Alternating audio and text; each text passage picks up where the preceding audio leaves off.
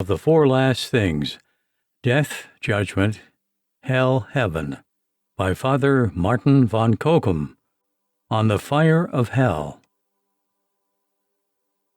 Although in the present day many are found to deny the existence of hell, or at any rate the eternity of punishment, we do not consider it incumbent upon us to bring forward a number of proofs that there is such a place as hell.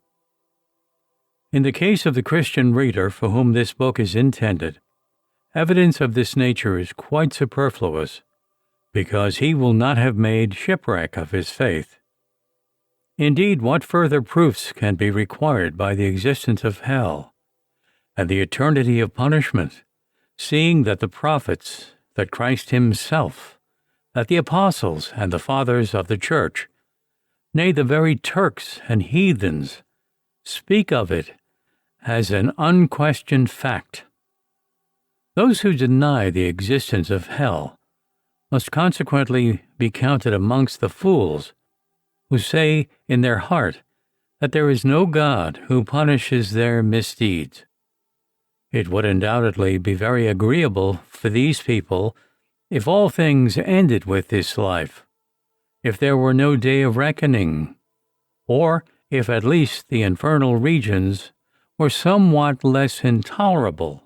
This accounts for their catching at any apparent arguments wherewith to delude themselves and lull to sleep their fear of the eternal chastisements of hell.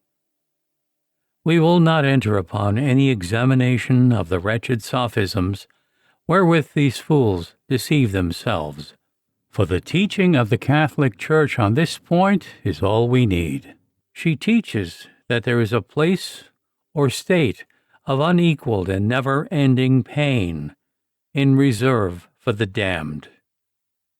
We know that there really is fire in hell from the words Christ spoke to the wicked. Depart from me, ye cursed, into everlasting fire, which was prepared for the devil and his angels. Matthew 25, verse 41. This shows that there is real fire in hell, and that in it the damned must burn eternally.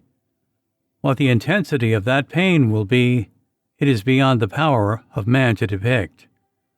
For of all the varied kinds of physical suffering to which man can be subjected, there is none so great, so cruel, so agonizing, as that which is caused by fire.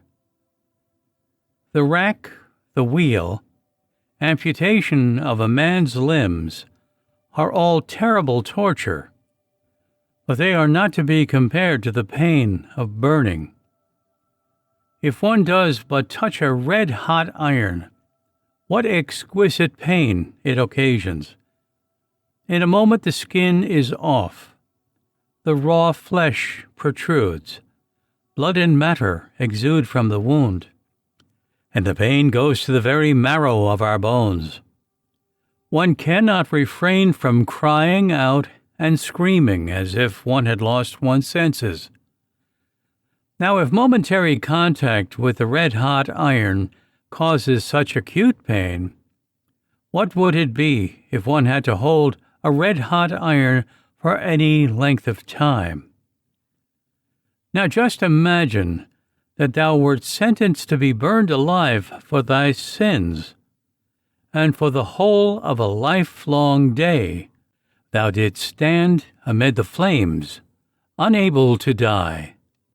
How piteously thou wouldst weep and wail, how loudly thou wouldst shriek and roar in thy agony, so that the heart-rending cries wrung from thee by the torture thou endurest would not only cause the bystanders to shudder, but fill them with sincere compassion. That man must indeed be stony-hearted who could bear to look unmoved on such a spectacle. Ere long thou wouldst be burned to such an extent as to be no longer recognizable, reduced to the semblance of a glowing cinder. Now consider, O Christian, if the action of earthly fire causes such intolerable agony, what will be the torture of hell fire? the heat of which is incomparably more intense and more searching than that of any fire wherewith we are familiar.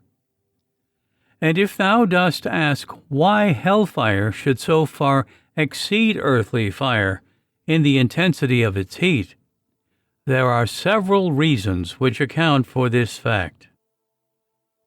In the first place, everyone knows that the larger the fire, the greater the heat it throws out. The flame of a wax taper is not very hot, but if the whole taper is burning at once, the flame arising from it is much hotter. When a house is on fire, the heat in the immediate neighborhood is very great. But if a whole village is in flames, the heat of the conflagration becomes unbearable, even at a distance.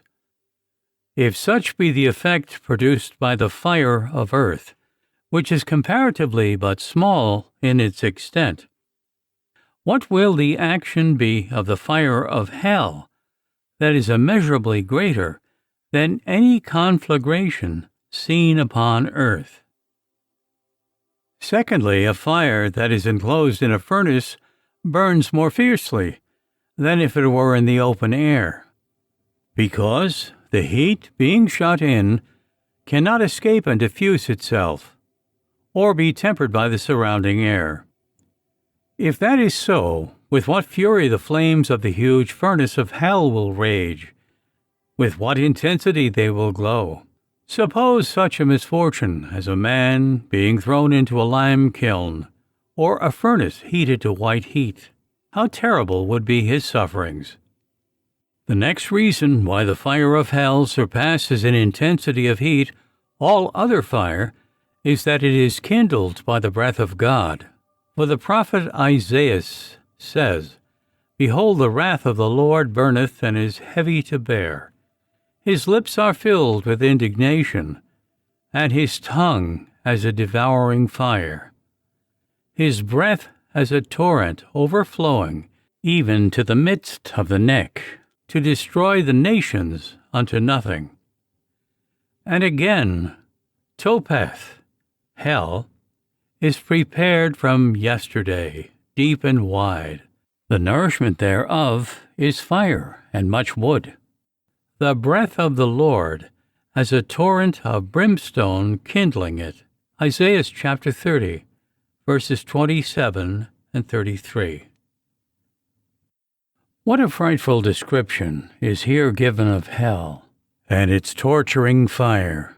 Do not say that in these and other familiar passages of Holy Scripture the expressions employed are mere figures, whereby the prophets foretold the divine judgments about to fall on sinful nations, and not to be taken in a literal sense, as referring to hell and its punishments.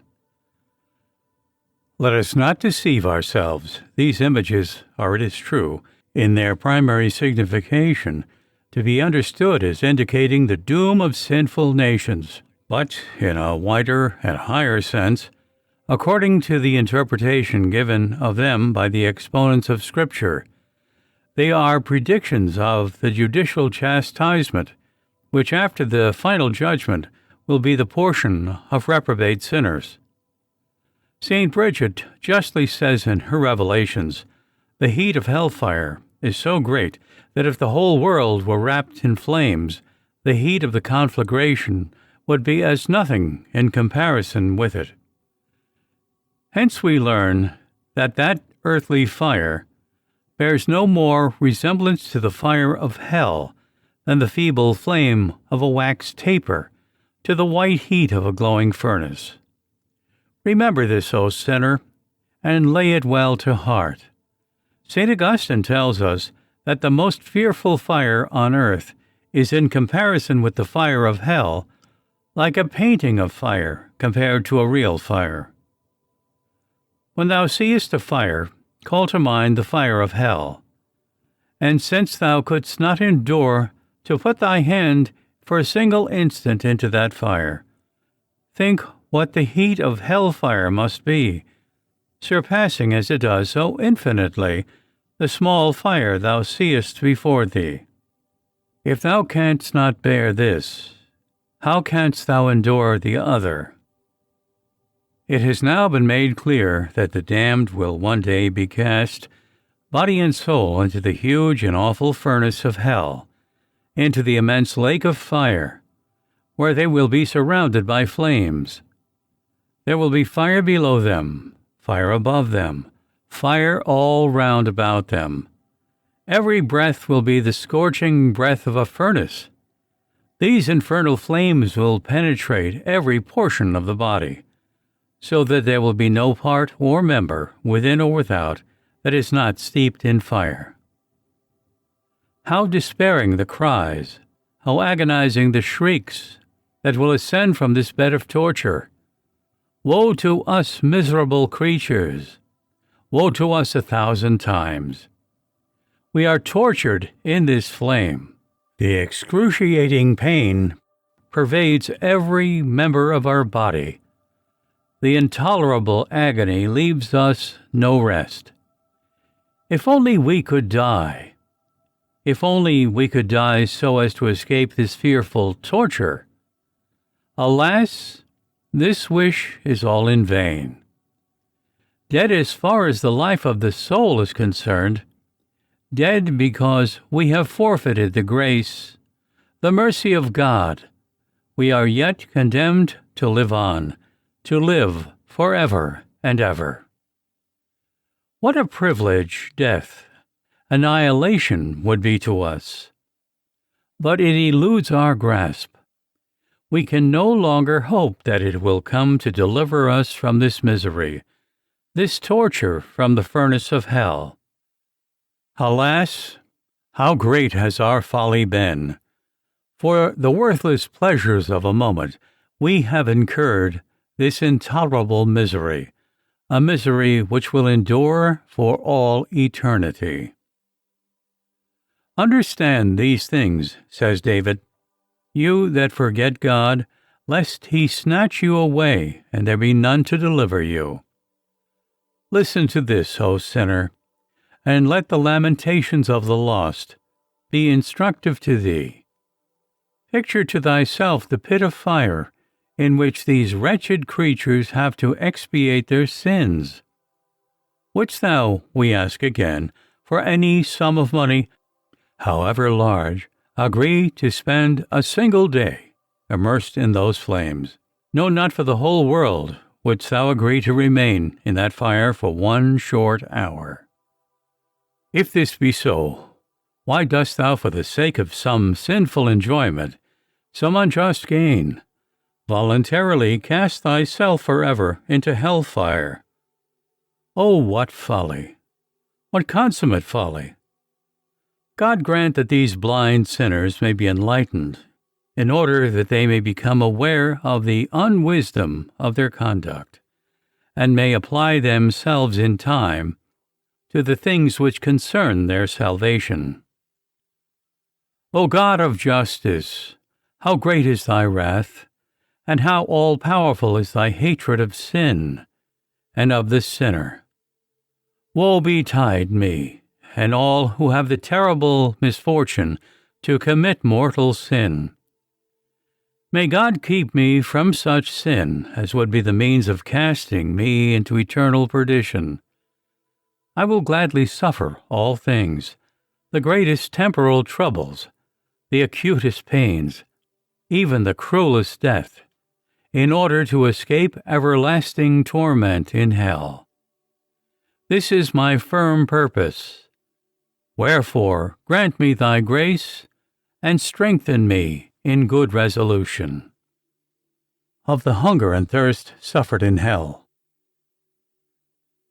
Just as the crimes whereby the sinner in this life provokes the anger of God are of various kinds, so the pains of hell, whereby those crimes will be punished, also vary in their nature. We know that men often sin through intemperance, greedily indulging themselves in food and drink. Consequently, God has appointed a severe penalty for this sin in the next world. Christ foretells it, indeed, in the words, Woe to you that are filled, for you shall hunger. Luke 6, verse 25. When our Lord utters the word woe, He always intends to threaten or predict some great calamity. Let us consider for a moment what it really is in this case. It is impossible for us to form a true idea of the pangs of hunger because we have never felt them. If for a whole day one has nothing to eat, the time seems very long, and one wants some food very much. And if one were deprived of any nourishment for 2 or 3 days, what misery it would be. But if a man had nothing whatever to eat for a whole week, and were left a prey to hunger, what would become of him? In times of dearth and famine, one is horrified to see what are the effects produced by hunger, and what a terrible visitation the scarcity of food is. For to still the intolerable pangs of hunger, people will devour whatever they can lay their hands on: grass, leaves, unclean and disgusting animals. Nay, men have even been driven to feed on the flesh of their fellow men, mothers to sacrificing their children, and some have been known to gnaw their own flesh. And when the poor famished wretches have nothing more, they wander about like shadows of their former selves, pale and emaciated as death itself. They drag on a lingering existence until all their strength is consumed. Finally, through the torture of starvation, they lose their senses. They rave and cry and howl, and die the most miserable of deaths. If such are the effects of hunger upon earth, what will the hunger be which shall be experienced in hell? If want of food for a few days only causes such torture, what will a continual, never-ending hunger be? Who can think without horror of the hunger suffered in hell? Woe betide those who have to endure it. The prophet Isaiah testifies to the existence of real, actual hunger in hell in this passage of Holy Scripture. God thus speaks by the mouth of the prophet: "Because I called, and you did not answer, I spoke, and you did not hear. Behold, my servants shall eat, and you shall be hungry. Behold, my servants shall drink, and you shall be thirsty. My servants shall rejoice, and you shall be confounded. My servants shall praise for joyfulness of heart, and you shall cry for sorrow of heart, and shall howl for grief of spirit." Isaiah 65, verses 12, 13, and 14. Who can tell how awful will be this hunger in hell? The psalmist says of the enemies of God that they shall suffer hunger like dogs. Psalm 58, verse 7.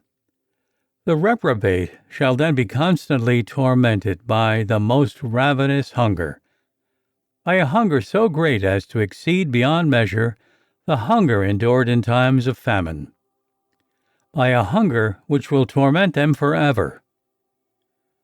What have you done, O unhappy sinners? You have brought upon yourselves this everlasting pain. Had you but done penance in this life, you would not become the prey of this eternal hunger. But you desire to eat and be filled in your lifetime. Consequently, you must now endure what Christ foretold would be your fate. Woe to you that are filled, for you shall hunger. Let those especially lay this to heart who are accustomed willfully to neglect the observance of the prescribed fasts and to eat meat on abstinence days. For whosoever eats meat on the fasts of the Church without necessity and without being dispensed commits a grievous sin. To do so is tantamount to defying the Church and voluntarily excluding oneself from her blessing. And he who persists in this sin, and does not heartily repent of it, cannot hope for eternal felicity. What could be more rash and foolish than for so despicable a satisfaction to expose oneself to the danger of eternal perdition? O hardened sinner, whither art thou going? Think of the unending hunger to be endured in hell, and have pity on thine own soul. Besides hunger, the damned suffer the most burning thirst, which is beyond the power of words to describe. Everyone knows how terrible are the sufferings caused by thirst. They are simply unbearable. Those who are plagued by thirst will drink from the most impure sources, and if nothing at all can be obtained to quench their thirst, a lingering and painful death is the result. The thirst suffered by lost souls is infinitely greater, more intense, more painful than any thirst experienced on earth, however great that may be. If a mortal man could feel it, even for a brief period, he would faint away and die immediately. There is never any rest or respite for the damned. They are driven from one torment to another unceasingly. This occasions thirst. But the heat of hell fire, wherein they burn day and night, forever and ever, is the principal cause of the intolerable thirst that consumes them. They are immersed in flames, and never do they obtain the refreshment of a draught of water. My God, how great their thirst must be! It is unbearable, and yet they must needs endure it. Listen to the piteous appeal of a lost soul, earnestly imploring the boon of a single drop of water. Father Abraham, have mercy on me, and send Lazarus that he may dip the tip of his finger in water to cool my tongue, for I am tormented in this flame. Luke 16, verse 24. Most merciful God, I ask only for water. I crave only one drop of water to give momentary relief to my burning tongue. Thou wilt not refuse so moderate a request, thou who art praised by all thy creatures as goodness itself. But this supplication is in vain. God turns a deaf ear to the voice of their entreaty. Not a single drop of water is given to mitigate their sufferings. Is it possible, O my God, that thou canst be so stern? Father of compassion, why wilt thou not hear their prayer? Thy justice and thy hatred of sin will not allow thee to yield. They oblige thee to punish sin eternally, and in the most terrible manner. But we are told that not only are the damned tormented with excessive hunger and thirst, they are also fed with flames and given to drink of the chalice of divine wrath.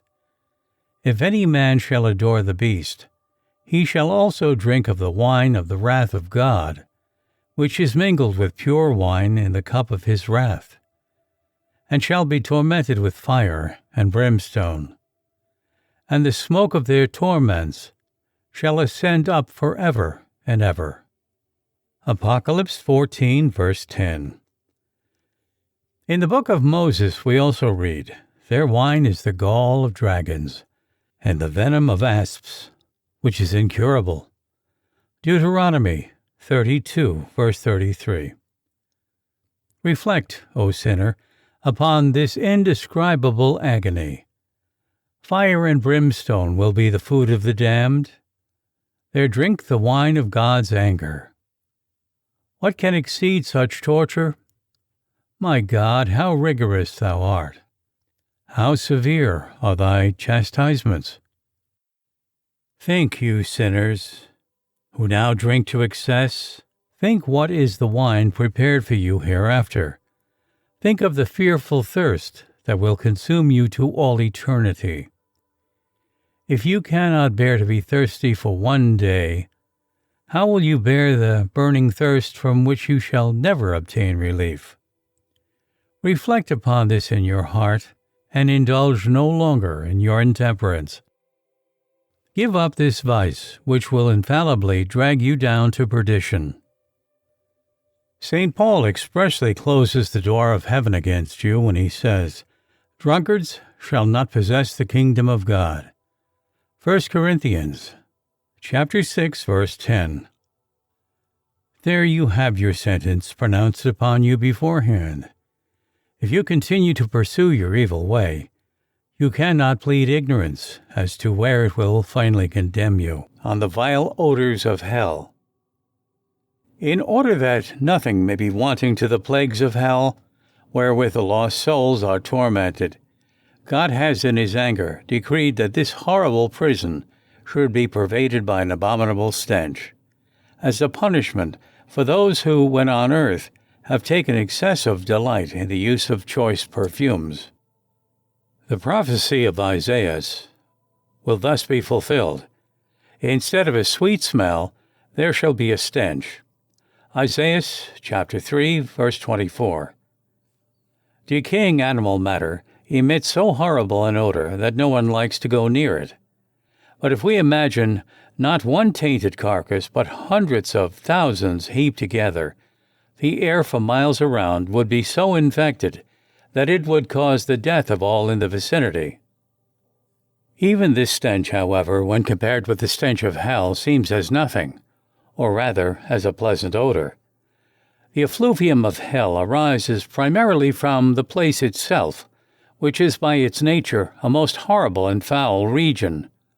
No breath of pure air can ever penetrate the closely shut walls of that prison.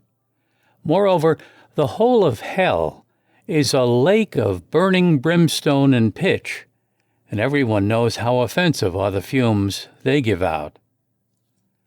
The unbelieving and the abominable, and murderers and whoremongers and sorcerers and idolaters, and all liars shall have their portion in the pool burning with fire and brimstone, which is the second death. Apocalypse chapter 21, verse 8. The prophet of the new dispensation here speaks of a pool full of stagnant, foul, stinking water, for which there is no outlet. He adds that this pool is filled with burning brimstone, from which a dense smoke ascends. As he says elsewhere, the smoke of their torments shall ascend up forever and ever. The very bodies of the reprobate are so foul and disgusting that they emit a most offensive odor, worse than any stench in this world. According to St. Bonaventure, the body of a single reprobate would so taint the air on earth as to cause the death of all living beings coming near it. If one single body emits so horrible a stench, what can the exhalation be that rises from many millions of those wretched beings?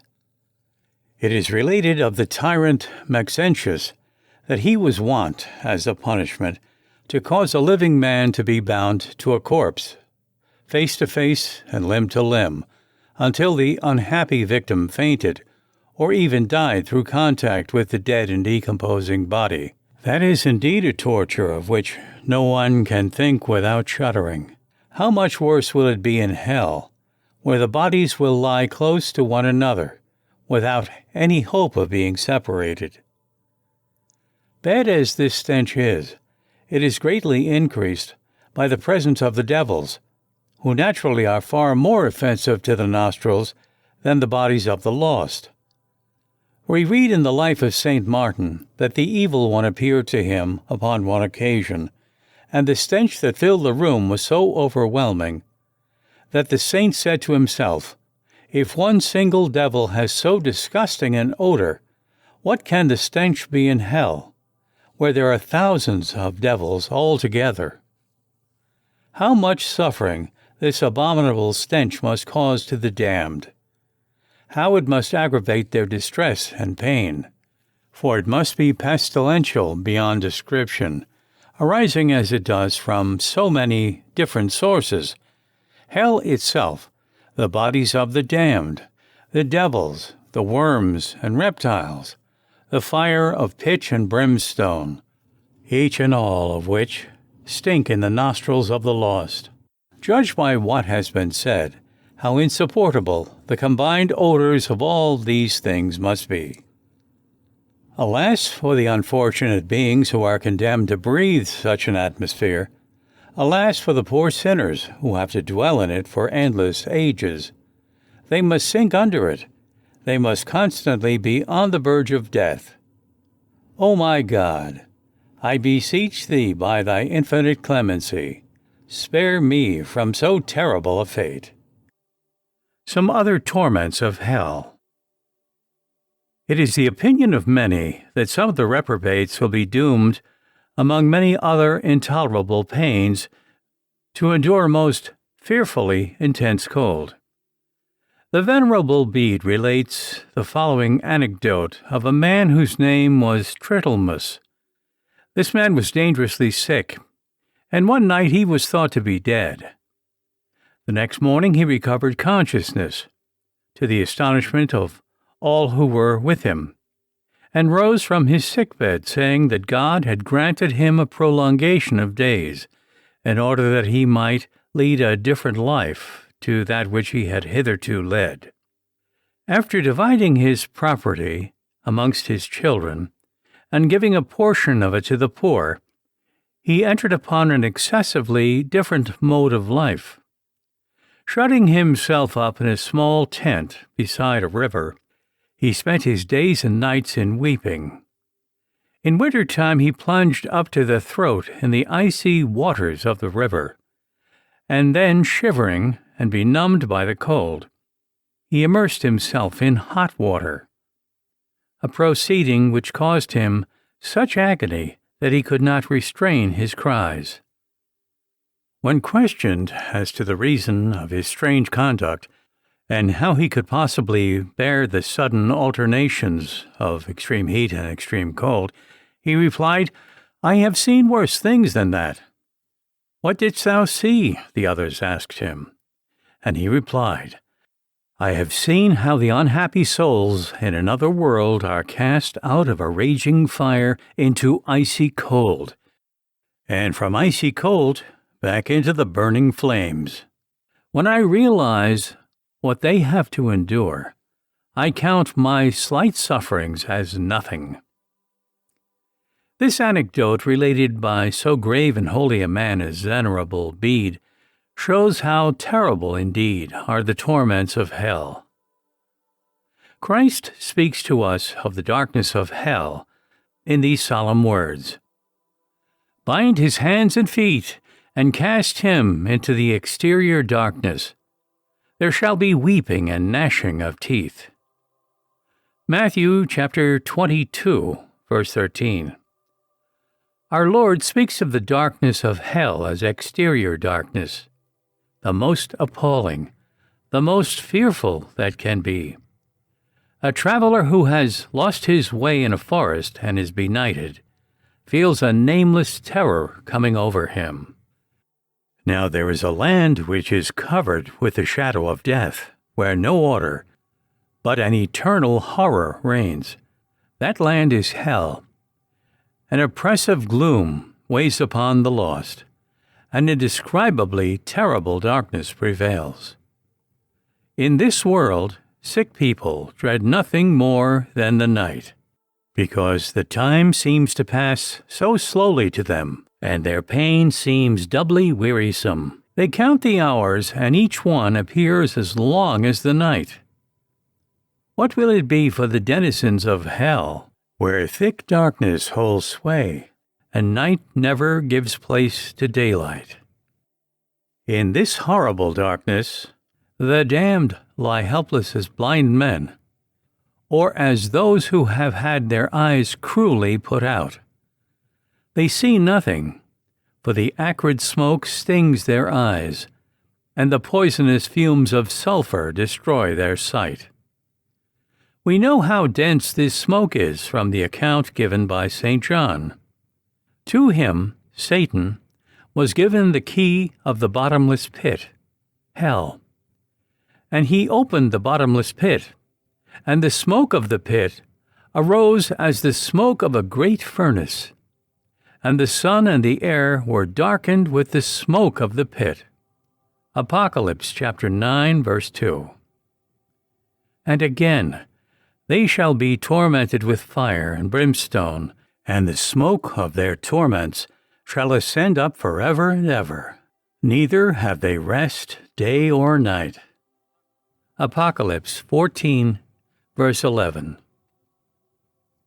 These are indeed terrible threats, and this prophecy foretells in the plainest terms What will be the fate of those who are servants of sin and of the devil? They shall be tormented with fire and brimstone, to such a degree that the smoke of their torment shall ascend for ever and ever. O fearful words! O torture inexpressible! Consider, O misguided sinner, what thy feelings would be if thou wert confined for one single day in this dark and noisome dungeon. Thou knowest how disagreeable pungent smoke is to the eyes and nostrils. In fact, no one can remain in it for a quarter of an hour without being asphyxiated and half blinded. If this is so on earth, what will it be in hell? The existence of the damned is more like death than life. It is a living death, an everlasting unlimited torture and misery. And since we are told that the smoke of their torment goes up forever, it follows of necessity that complete darkness must prevail in hell. In connection with this subject, Venerable Bede relates the experiences of the man, Tritlemus, of whom mention has already been made, whilst he lay in a trance and was supposed to be dead. On recovering consciousness, amongst other things, he narrated the following. I was conducted by a being clothed in shining garments through a country quite unknown to me, until we came to a region enveloped in thick darkness that made me shudder with fear and horror. I could distinguish nothing but the figure of my guide. As we penetrated deeper and deeper into this obscurity, I perceived in the midst of the darkness an abyss of immense extent, filled with smoke and a lurid glare, the sight of which caused my hair to stand on end with terror. From this abyss proceeded piteous wailing, which sounded as if a number of men and women were being put to cruel torture and death. But the worst was that my guide vanished, leaving me alone in this terrible spot. I cannot describe the agonized apprehension that took possession of me. In vain I looked around in the hope of finding succor or solace. The terror I felt was so great that I thought I should have died. When I looked down into the black abyss, I was afraid lest I should fall into it and be lost body and soul. For with the lurid flames that rose not of the abyss, there came burning sparks that fell back into it with a deafening noise, besides masses of sulphurous, smoke-like clouds that seemed as if they might at any moment sweep me down with them into the depths of the fiery gulf. These were all lost souls, which were driven upwards like sparks from burning logs by the force of the underground fire. God alone knows what I suffered. A cold sweat broke out all over me, whilst I stood there in this agony, not knowing which way to turn. There sounded from far above my head peals of laughter, and mingled with the laughter, bitter weeping and howling. As this noise came nearer, I saw a number of devils, who had with them 5 helpless souls, whom they were persecuting and tormenting. The devils were in exultation, mocking and laughing. The souls were in despair, uttering lamentations and cries of poignant anguish. Imagine what my feelings were when I heard their cries, and observed that the accursed devils were coming nearer and nearer. When they came close up to me, I was so overpowered with terror that I thought I should have fainted, and I believe if God had not strengthened me, I should have died there and then. For the demons glared at me with their fiery eyes in so alarming a fashion, and the poor souls called on me so pitifully for help, that I was divided between fear and compassion, and my heart was as if it must break. When the souls had been driven past me, they were precipitated into the depths of the abyss by the evil spirits with such violence that heaven and earth seemed to tremble. And such a cloud of sparks flew upwards that I was afraid they would cover me.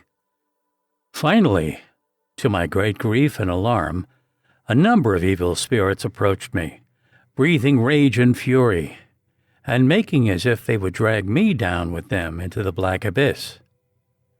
Then, in abject terror, I wept and wailed, and implored help from some quarter. For in this dense darkness I beheld nothing but mocking devils, the yawning gulf and leaping flames, and knew not whither to turn for deliverance. When my distress was at its height, my guide reappeared. He rescued me from my enemies and conducted me out of that dark, foul, horrible place. He told me, moreover, that I was to return to my body, and that I was to make known to as many as possible of my fellow men the existence of this land of terrible darkness. In addition to the sinister obscurity that prevails in hell, caused by the stifling smoke that rises in dense clouds from the lake of brimstone, there is the presence of frightful demons who increase the pain and torment of the damned. We read in the legend of St. Anthony the Hermit that the demons frequently appeared to him under various forms, plaguing and frightening him in indescribable ways. Sometimes they took the shape of wild beasts, lions, bears, dragons, or savage dogs. At other times they appeared in human form, that of fierce-looking men, beautiful women, or monsters of hideous aspect. Sometimes they beat and maltreated him so barbarously that they left him half dead. Sometimes they caused him such terror by their strange spectral apparitions that had not God and his angel guardian come to his aid, he would have incontinently expired. Now, if they did all this to a man of saintly life, over whom they had no rightful power, what will they not do in hell to the ungodly sinners, who are completely at their mercy? Doubtless these diabolical spectres, assuming the shape of wild animals, will fall upon the wretched sinners and mishandle them shamefully.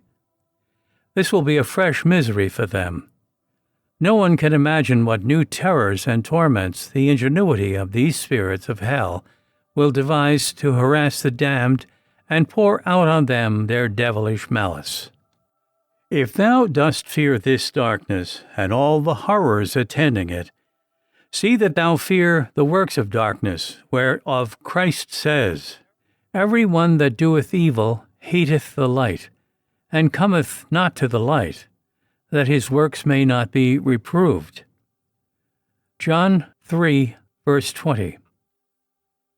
But if thou lovest darkness, and seekest the darkness that thou mayest sin with greater impunity, it will be no act of injustice on God's part to cast thee into everlasting darkness, and at thy death to say to the devils, because throughout his life he has loved darkness and the works of darkness, bind his hands and his feet, and cast him into the exterior darkness, where shall be weeping and gnashing of teeth. Would that all obdurate sinners could see this, and consider the frightful torments which await the careless and indifferent. For in that wherein we have sinned, we shall also be punished. And as in our own day, there are so many tepid and negligent Christians who have not the slightest zeal for religion or religious exercises, we bid them beware, lest they be one day cast into hellfire at the command of him who calls himself a jealous God, and who is alone to be feared, because he can destroy both body and soul into hell. Wherefore consider, O cold and careless Christians, what a fate before you. Truly, were you to reflect upon these frightful torments, you would at once enter into a new life. Instead of being tepid, sluggish, lax, cold Christians, you would quickly become zealous, active, scrupulous, fervent servants of God. Away then with all tepidity, all indifference, in the great business of our salvation. Whosoever thou art who readest this, resolve to fulfill thy duties as a Christian with all earnestness. Approach the sacraments more frequently than thou hast done hitherto. Hear Mass more frequently than hitherto. Be more instant and fervent in prayer than hitherto. Think more often of God and of the last things. Thus thou wilt surmount the indifference, the coldness that has crept over thee. Thou wilt make God thy friend. The hope of eternal felicity will rise up within thee and become a blessed certainty. God grant that by His grace it may be so with thee and with me. On the company of hell. There are many bold sinners who, when they are punished for their crimes and threatened with hellfire, are wont audaciously to answer, "Wherever I go, I shall at any rate not lack company," as if the presence of others could afford any solace to them or any alleviation of their torment. In order that these shameless sinners may see how wrong they are to speak thus, and how little cause they have to anticipate any relief from the company in which they will find themselves, this chapter shall be devoted to showing them how woeful that company will be, and how it will aggravate their misery. The society of the damned consists of devils and lost souls. Both of these are countless in number. As for the society of the devils, this is so detestable that it may be reckoned as the worst penalty of the lost in hell. The place of torment would be far less deserving of this name were there no devils in it. On account of the multitude of demons there, such confusion, such grief, such misery, such tyranny prevails, that it is heartbreaking even to think of it. We mortals have no worse enemy than the devil, who hates us with so intense a hatred that he longs every moment to hurl us down into the abyss of perdition. And when at length he has got someone into his power, he deals with him more barbarously than savage despot ever dealt with his deadliest foe. All the envy and hatred which at the time of his fall he conceived against God, and which he cannot vent upon him, he vents upon the damned, tormenting them with plagues, the very thought of which makes a man's blood run cold. Even if he were not to do any harm to the damned, the mere fact of his dwelling with them for all eternity would be such terrible misery for the unhappy sinners that the horror of their position would be like a continual death to them. Of all the fallen spirits, not one is so abominable as the chief of all, the haughty Lucifer, whose cruelty, malice, and spite render him an object of dread, not merely to the damned, but also to the devils subject to him. This Lucifer is called by various names in Holy Scriptures, all indicating his malignity. On account of his repulsiveness, he is called a dragon. On account of his ferocity, a lion. On account of his malice, the old serpent. On account of his deceitfulness, the father of lies. On account of his haughtiness, king over all the children of pride. And on account of his great power and might, the prince of this world. Listen to what the fathers of the Church and some expositors of Holy Scripture say of the dreadful appearance that Satan presents. They applied to him the description given of the Leviathan in the book of Job. Who can discover the face of his garment? Or who can go into the midst of his mouth? Who can open the doors of his face? His teeth are terrible round about. His body is like molten shields, shut up close, with scales pressing one upon another. One is joined to another, and not so much as any air can come between them. His sneezing is like the shining of fire, and his eyes like the eyelids of the morning. Out of his mouth go forth lamps, like torches of lighted fire. Out of his nostrils goeth smoke, like that of a pot heated and boiling. His breath kindleth coals, and a flame cometh forth out of his mouth. In his neck strength shall dwell, and want goeth before his face. His heart shall be as hard as a stone, and as firm as a smith's anvil. When he shall raise him up, the angels shall fear, and being affrighted, turn to God for protection. He shall make the deep sea to boil as a pot. There is no power upon earth that can be compared with him, who was made to fear no one. He beholdeth every high thing. He is king over all the children of pride. Job chapter 41. It is the opinion of St. Cyril, St. Athanasius, St. Gregory, and other learned expositors of both the Greek and Latin churches, that although this description taken literally is that of a monster of the sea, yet it is intended in its mystic sense to apply to Lucifer, and if one compares what is said of the Leviathan with the attributes ascribed to the Prince of Darkness, it is impossible to deny their coincidence. Moreover, one knows as a general fact that evil things have their types and figures in the natural world, as well as good things, the one serving us for warning, the others for an example. Besides the Prince of Darkness, there are hundreds of thousands of inferior devils, which, though less bad and abominable than himself, are yet so wicked and horrible that one could hardly look upon them and live. St. Anthony relates that one of the brothers of his order uttered a piercing scream at the sight of a devil who appeared to him. His fellow monks, running to him in alarm, found him more dead than alive. After giving him something to revive and strengthen him, they asked him what was the matter. Then he told them that the devil had appeared to him and terrified him so that all the life had gone out of him. And on their inquiring what the devil looked like, he answered that I really cannot say. I can only say that if the choice were given me, I would rather be put into a red-hot furnace than look again at the countenance of the demon. We read much the same thing in the life of St. Catherine of Siena.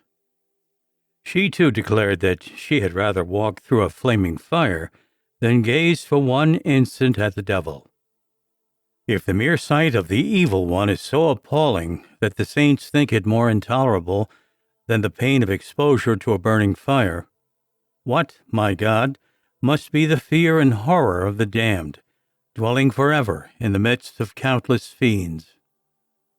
How terrified thou wouldst be if a mad dog were suddenly to spring upon thee, pull thee to the ground, and begin to tear thee with his teeth. Do not imagine that the devil will fall upon the damned with less fury, or treat them more mercifully. The account Job gives of his persecutors describes very accurately the state of a lost soul in hell. My enemy hath gathered together his fury against me, and threatening me he hath gnashed with his teeth upon me. He hath beheld me with terrible eyes. They have opened their mouth upon me, and reproaching me, they have struck me on the cheek. They are filled with my pains. He hath taken me by my neck. He hath broken me, and hath set me up to be his mark. He hath compassed me round about with his lances. He hath wounded my loins. He hath not spared. He hath torn me with wound upon wound. He hath rushed in upon me like a giant. Job chapter 16, verses 10 through 15. This passage will give us some idea of the awful character of the company the damned will find themselves among in hell. The reprobate may nevertheless, perhaps, console themselves with the thought, "At any rate, we shall have our fellow men with us in hell, and no lack of them either." Beware how you delude yourselves with this false comfort. Every lost soul would far rather be alone in hell, were the option given him. For as in hell there is no divine charity, so there is no love of one's neighbor. On the contrary, all the damned are so embittered one against the other that they only wish evil to one another, and mutually mock at and curse one another in the most unkind manner. And since on earth it is very grievous to be forced to live with an enemy who does one all manner of harm, so it is no small affliction to be continually with thousands of people, all of whom they hate and detest from the bottom of their heart. What thinkest thou would be thy feelings if thou wast sorely tormented and maltreated and persecuted by devils, so that thou couldst not refrain from uttering loud cries of pain and vexation, and yet among all the thousands who bore thee company, thou couldst not find one to show thee the slightest sympathy? But thou wert laughed at and cursed by all, for every one would rejoice in thy misery. Even thy father and mother, thy wife and children, thy brothers and sisters, thy friends and relatives, would then be thy declared enemies, and instead of showing thee any gratitude, would only seek to injure thee. But amongst all thy enemies, the most inveterate would be those to whom thou hast given scandal by thy bad example, whom thou hast led into sin by counsel or example, who owe to thee their perdition. They will hate and execrate thee so bitterly, and torment thee with such animosity, that they will appear less like men than fiends incarnate. In connection with this subject, St. Bernardine relates the following instance. A wealthy usurer had 2 sons, one of whom entered a religious order, whilst the other remained in the world with his father. Not long after, the father died, and in a short space of time he was followed to the grave by his son, to whom he had bequeathed all his property. The other son, who had become a monk, was much concerned about the fate of his relatives, and earnestly implored Almighty God to reveal to him their lot in another world. His entreaties at length prevailed. He was one day transported in spirit into hell, but although he looked everywhere around him, he could not descry his father and his brother. Presently he noticed a fiery abyss, the flames of which rose up to a great height. In this pit of fire he saw those of whom he was in search, riveted together with iron chains, raving and raging at one another. The father cursed his son, laying all the blame of his damnation upon him, saying, "A curse upon thee, O wicked son! Thou art alone the cause of my perdition. For thy sake, to make thee a rich man, I practiced usury. Had it not been for thee, I should not now be in this misery." Then the son retorted upon his father, saying, "A curse upon thee, O ungodly father! For thou art alone the cause of my perdition. Hadst thou not taken usury and bequeathed to me thy unjust gains, I should not have been the possessor of ill-gotten riches, and should not have come to this misery. Thus will it be with thee, if thou art in any way responsible for the loss of a soul. Thy wife and children will anathemize thee, and reproach thee with the occasions of sin thou didst put in their way." Dives felt so keenly that he earnestly besought Father Abraham to send Lazarus to his father's house. to testify to his brethren of the sufferings he endured, lest they should also come to that place of torments. This he did not do out of love for his brothers, as St. Anthony says, but because he was well aware that if they joined him in hell, it would greatly aggravate his torment. But supposing that natural affection still existed in hell, especially between those who had sincerely loved one another on earth, and who had not been the cause of one another's damnation, the society of one who was dear to thee would augment rather than diminish thy pain, and this in proportion to the love thou hadst for him. For what anguish it would be to thee to see thy dearest friend tortured and tormented in every possible manner! It would be enough to make your heart break asunder with sorrow and sympathy. And in addition to the mental pain and grief, the damned increase greatly one another's exterior and bodily sufferings. In the first place, because they lie pressed closely one upon another. Secondly, because they all emit so offensive and insupportable a stench. Thirdly, because they howl so piteously, and make hell re-echo with their woeful lamentations. Of this Christ speaks when he says, "There shall be weeping and gnashing of teeth." He repeats these words more than once to give them greater force, and to impress upon our minds the magnitude of the torture endured by the lost. The devils, too, will unite their howls to the shrieks of the damned, and raise such a clamor that hell itself shall tremble. The torment of the damned will be further aggravated by the frightful appearance of their bodies, and the horror wherewith they inspire one another.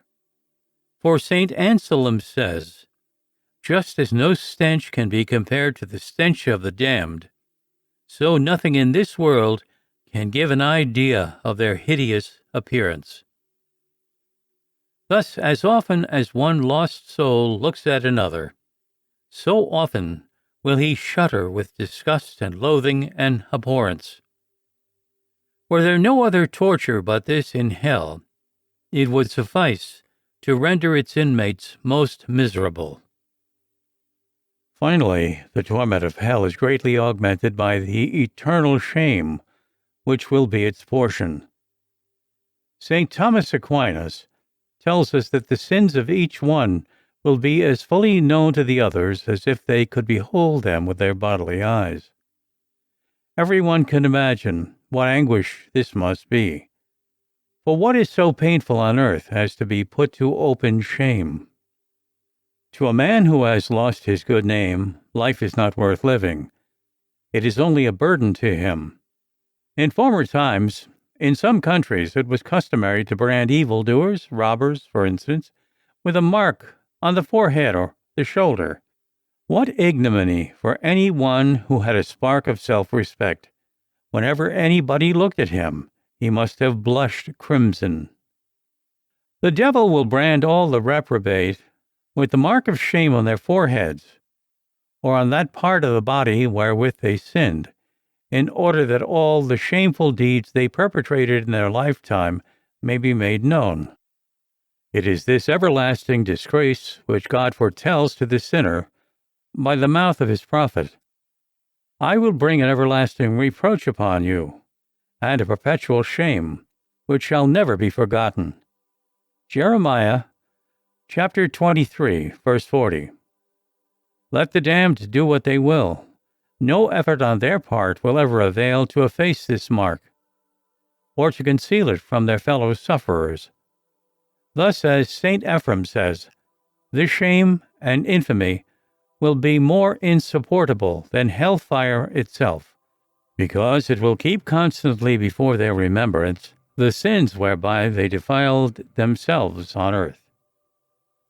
Dionysius the Carthusian speaks of one of his religious brethren in England, who after a trance that lasted 3 days gave the following account, at the earnest request of the monks, of what he had seen. I was conducted by my guide a long way until we came to a region of gloom and horror, where were a countless multitude of men and women, all suffering terrible torments. These were the persons who had sinned with their bodies. They were plagued by huge fiery monsters, who sprang upon them and hugged them with their paws, till they shrieked with pain. Amongst those who were tormented in this manner, I saw a man whom I knew very well, and who had been much esteemed and respected in the world. Seeing me, he cried aloud in piteous tones, "Alas! Alas! Woe is me that I sinned as I did in my lifetime! For now the pain I endure grows greater day by day. But the worst of all, what I feel most acutely, is the shame and disgrace to which my sins expose me. For all know them, and all despise me and mock at me on account of them." Hence it will be seen that immeasurable as the torments of hell, what the damned dread yet more than physical torments is to be an object of scorn and derision to their fellows on account of their sins, and thus their misery, far from being lessened by the company of others, is vastly increased by it. Wherefore, think not to console thyself with the thought of the companions thou wilt find in hell, for their society is only to be dreaded, and in order that thou mayest never be brought into such company, beware of associating in this world with any who may lead thee into sin, and perhaps bring thee to perdition. On the loss of the beatific vision of God. We have already spoken of many and very terrible chastisements inflicted on the damned, but these are but a very insignificant portion of the whole. They are countless in number, and so great and awful, that, as St. Augustine says, all the suffering of this world is as nothing when compared with the everlasting fire and torments of hell. Just as the Apostle Paul says, "Eye hath not seen, nor ear heard, neither hath it entered into the heart of man, what things God has prepared for them that love him." So it may be said, "Eye hath not seen, nor ear heard, what punishments God hath prepared for those on whom his just judgments fall." And when we read the fearful chastisements wherewith God threatens to overwhelm, even in this world, the transgressors of his holy law, may we not feel sure that he will pour out all the fury of his anger upon those bold sinners who set at naught his warnings, and with fiendish malice persist in their iniquity unto their life's end? Remember what God said to the people of Israel, "A fire is kindled in my wrath, and shall burn even to the lowest hell, and shall devour the earth with her increase, and shall burn the foundations of the mountains. I will heap evils upon the transgressors of my law, and will spend my arrows among them. They shall be consumed with famine, and birds shall devour them with a most bitter bite. I will send the teeth of beasts upon them, with the fury of serpents. Without, the sword shall lay them waste, and terror within, both the young man and the virgin, the suckling child with the man in years." Deuteronomy chapter 32, verses 22 to 25. Holy Scripture contains many similar and equally appalling menaces. There is no doubt that in the next world, where justice, not mercy, will rule, God will chastise the insolent violators of his holy commandments with an unsparing hand. The punishments of eternity will be without number and without limit. The damned will be encompassed with trouble and sorrow, with agony and torments innumerable. St. Bernard says the pains of the damned are countless. No mortal tongue can enumerate them. Yet of all these pains, that which gives The keenest anguish is being deprived of the vision of God. It will never be given to the damned to behold the divine countenance. This pain will far outweigh all the other torments of which we have spoken. It is impossible for mortal man to understand how this can be so great an affliction for the damned. Yet such is the teaching of the Fathers. They all maintained that there is nothing which the lost bewail so bitterly as being shut out forever from the vision of God. Whilst we live in this world, we think but little of the vision of God, and what it would be to us to be deprived of it eternally. This arises from the bluntness of our perception, which prevents us from comprehending the infinite beauty and goodness of God, and the delight experienced by those who behold Him face to face. But after death, when we are freed from the trammels of the body, our eyes will be opened, and we shall, at least to some extent, perceive that God is the supreme and infinite good, and the enjoyment of Him our highest felicity. And then such an eager desire will take possession of our soul to gaze upon and enjoy this supreme good, that she will be irresistibly drawn to God, and will long with all her powers to contemplate His ineffable beauty. And if on account of her sins she is deprived of this beatific vision, it will cause her the most intense anguish. No grief, no torture known in this world can be in any wise likened to it. St. Bonaventure bears witness to this when he says the most terrible penalty of the damned is being shut out forever from the blissful and joyous contemplation of the Blessed Trinity. Again, St. John Chrysostom says, "I know many persons only fear hell because of its pains, but I assert that the loss of the celestial glory is the source of more bitter pain than all the torments of hell." The evil one himself was made to acknowledge this, as we read in the legends of Blessed Jordan, at one time general of the Dominican order. For when Jordan asked Satan, in the person of one who was possessed, what was the principal torment of hell, he answered, being excluded from the presence of God.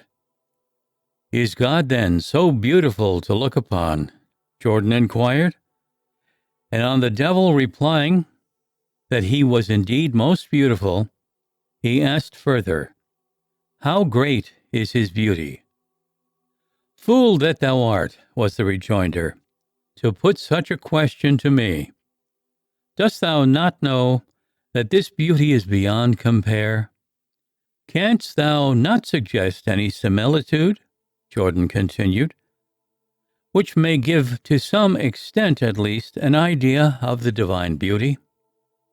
Then Satan said, "Imagine a crystal sphere, 1,000 times more brilliant than the sun, in which the loveliness of all the colors of the rainbow, the fragrance of every flower, the sweetness of every delicious flavor, the costliness of every precious stone, the kindliness of men, and the attractiveness of all the angels combined, fair and precious as this crystal would be, in comparison with the divine beauty, it would be unsightly and impure."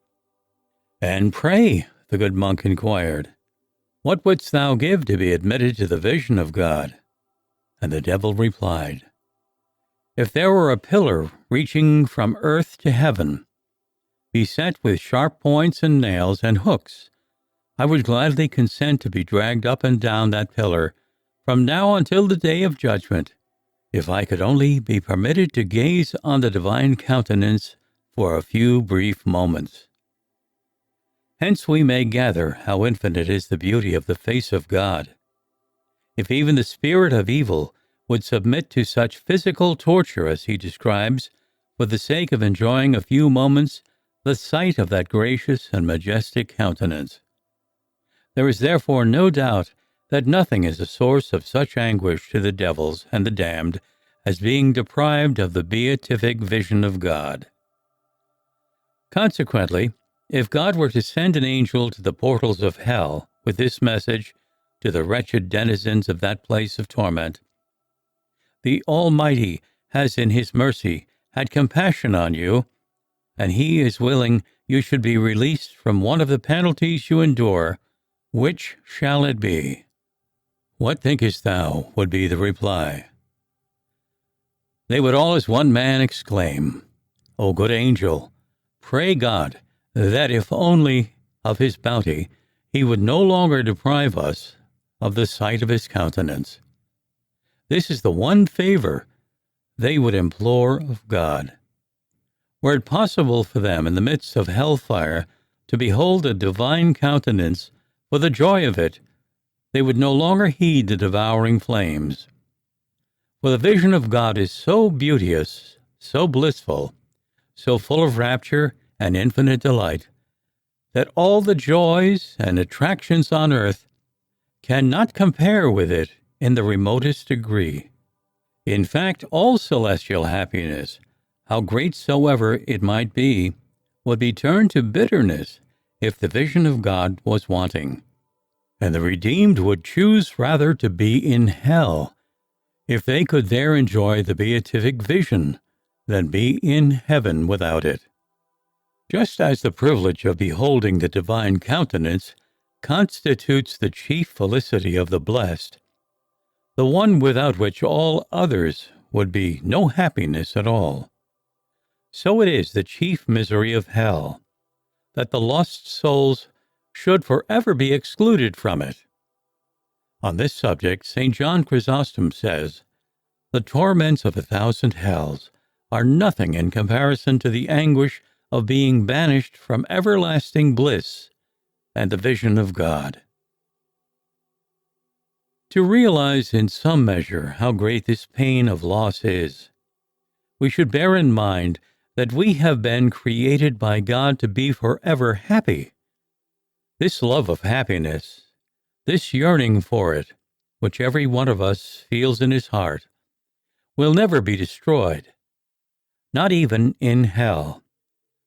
During this life, men impelled by this desire and blinded by passion seek happiness in riches, in honors, in sensual gratification. These vain images of happiness deceive us so long as our soul is united with our body. But after the soul has severed her communication with the body, all these false, fleeting pleasures disappear, and she becomes aware that God alone is the source of all happiness, and that she can find happiness solely in the possession of Him. No longer deceived by false appearances, no longer blinded by passion, she perceives clearly the ineffable, ravishing beauty of God and His infinite perfections.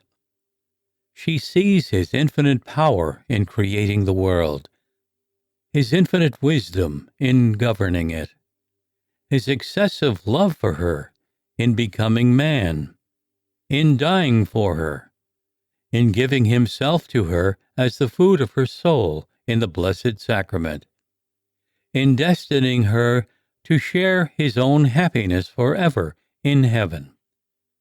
This knowledge of the grandeur, of the goodness and loveliness of God, will remain deeply impressed on her for all eternity. She will also see the justice of the punishments which God inflicts forever in hell upon all those who do not keep His commandments.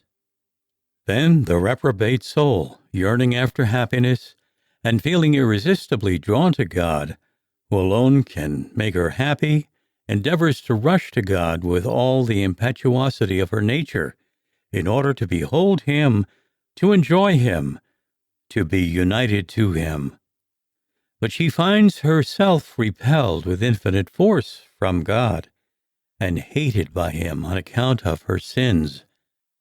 For all the riches, honors, and pleasures of the world now offered to that soul she would turn away from them, and would even curse them all, for she yearns for God alone, and can be happy only in God.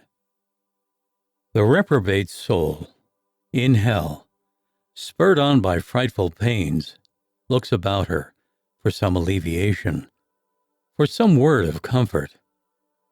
But not even a sympathizing look greets her, for she is surrounded by cruel devils and bitter enemies. Not meeting with any compassion where she is, she raises her eyes to heaven, and beholds it so beautiful, so enchanting, so delightful, so full of true happiness.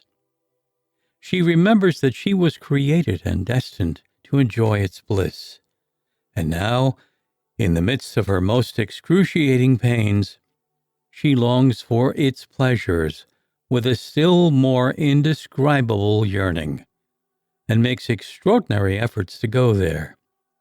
But she cannot leave her abode of torment. No one in heaven seems to take any notice of her. She sees the throne that God in His goodness had prepared for her, now occupied by someone else. There is no longer any room for her in heaven. She beholds there some of her relatives, of her companions and acquaintances, but they do not heed her. She beholds all the elect in heaven full of joy and gladness. They do not even sympathize with her. But, as the psalmist sings, the just will rejoice when he shall see the revenge. Psalm 57, verse 11. In vain the reprobate soul calls on the saints, on the Blessed Virgin, and on our divine Savior Himself. She feels drawn to God by an irresistible impulse, and understands that God alone can quench her thirst for enjoyment and make her happy. She longs to see and possess Him. She repeatedly endeavors to spring towards Him, but she feels herself repulsed by Him with invincible force. She beholds herself the object of divine wrath, of the divine anathema. She is aware that her case is hopeless, and that she shall never be admitted into the mansions of the blessed, or leave the abode of endless misery. Despair seizes her. She utters the most fearful imprecations against God and the elect, against heaven, against herself, her parents, her companions, against all creatures. All hell resounds with her horrid blasphemies, and she becomes in her ravings an object of terror to all the other reprobates. The worm that dieth not. Our divine Savior says, "If thy hand scandalize thee, cut it off.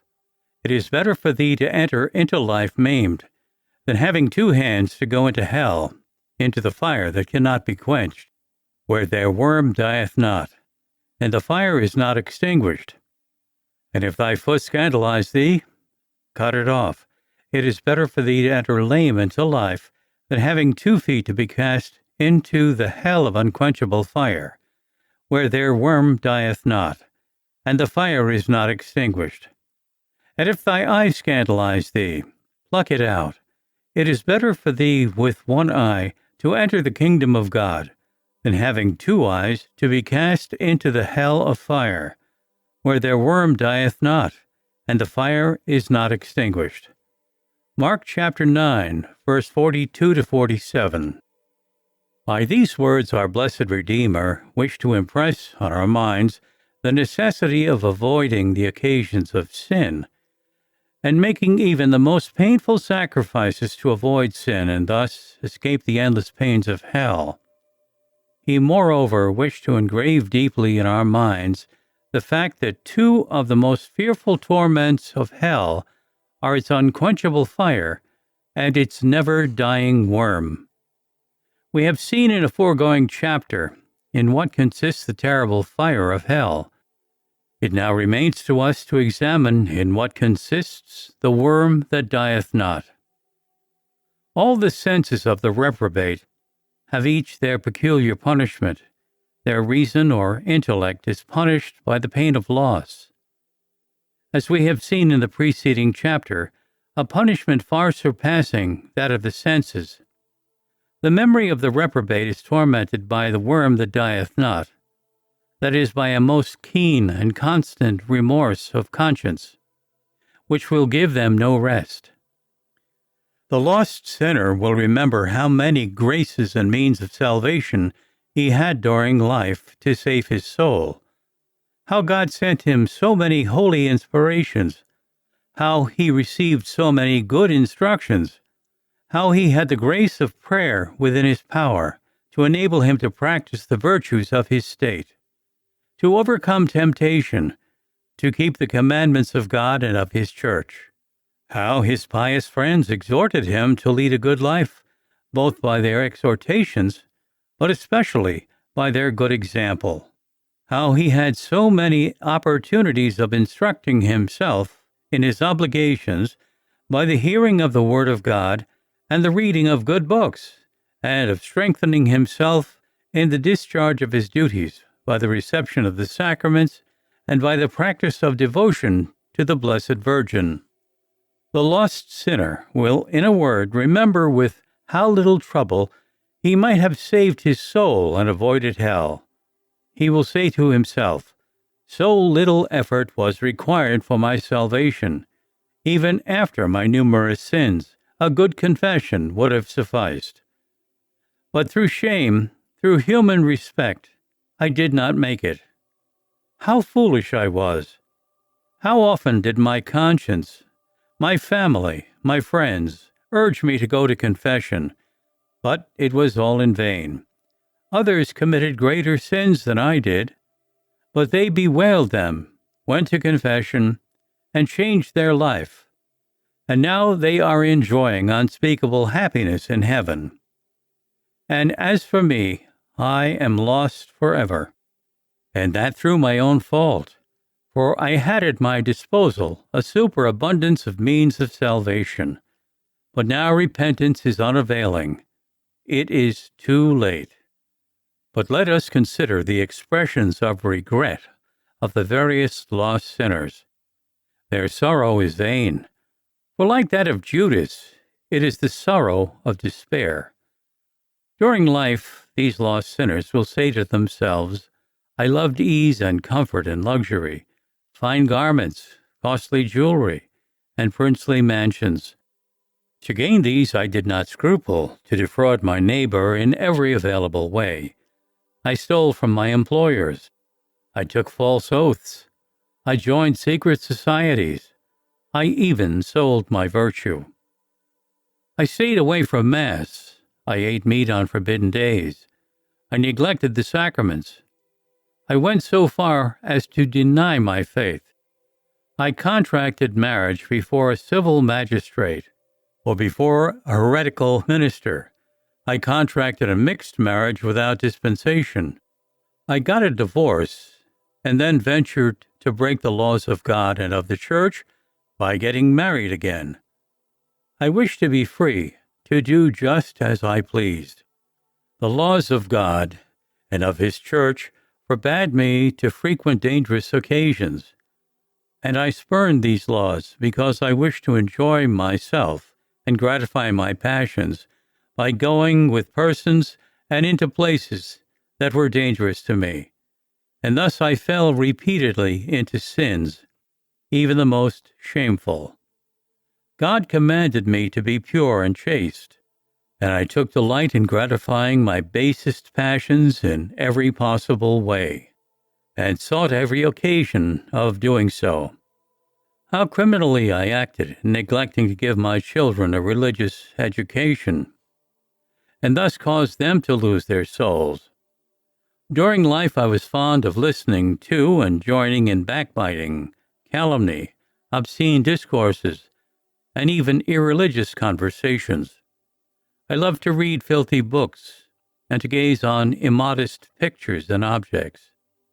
While on earth, I yielded to my passion for strong drink, and indulged in it to excess, until I degraded myself below the brute and committed crimes innumerable against my wife and children, against my neighbor.